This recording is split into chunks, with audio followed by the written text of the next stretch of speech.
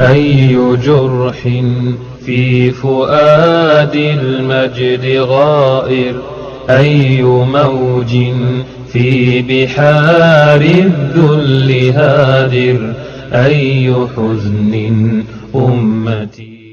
فلا تحسبن الله غافلا عما يعمل الظالمون.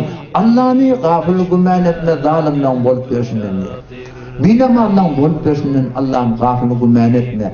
Bihecaptan bolup versinler, Allah'ın gafil güman etme. Şu kulak sizin elinizde. Otur deysen bu oturur, tur deysen bu turur, neme deysen bu eder. Beşerti ki Hanefi mezhebin muteber kitaplarını nemedin.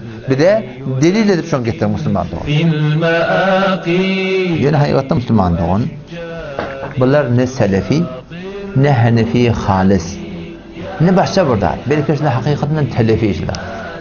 O muhteşle telef edildi. Tekfiri hakikaten işler. Ondan sonra bitirmeyin gen alıp şu alet selimana kabili hazimde girip de varan para ve 20 rekati Reddül Muhtar'dan, Merkat'tan tamam Hanefi mezhebin kitaplarının kategori edip canallah ney Müslümanın edeceği işler. Allame Celaleddin Suyuti rahmetullahi aleyh. O 700 yıl amına var geçen adam o. Şu vakit aydılıptır ha. Kendini gelip barakayım 700 yıl sonra geçen ulemaların aleyhine barakayım sen barakayım şu gün ayağa kalır. Vacip bir amiye. O baştaki ama Müslüman ki bir derece istihadiyet mi yaptır? Bir mezhebe durmakluk şola adamı ne yaptır? Vacip yaptır. Bundan başkalarım bir zat koşup tazekele beydi edip önkülürüm kovuluna mesela onun kenara koyup başka bir yerine koyacak o zatlara mümkünlüğü için kalıptı. Azdan çocuğuna bak hemen şu zaylamda zay da verecekler, zay verdirecek hem de sonra.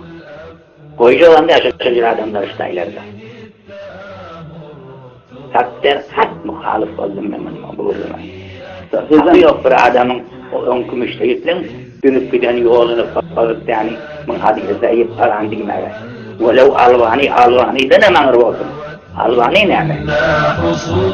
İmam Azam rahmetullahi aleyh akidan hakkında 5 tane kitap bitiyettir. Ve şu beş kitap dünyamızda kamilen murad kabul. O kitapların adı ne? El-Fiqhul Ekber, El-Fiqhul Ebsat, El-Alim ve'l-Mutallim, Vasiyetül İmamma. O bir de Risalet İmam Ebu Hanife rahmetullahi aleyh ile Osman el-Bettidi barakin 5 tane kitap var. İmam Azam rahmetullahi aleyh 5 kitabı bize rivayeten kamilen yetirdi ve biz şu kitabını şu 5 kitabı kamilen bir nimet kabul etti.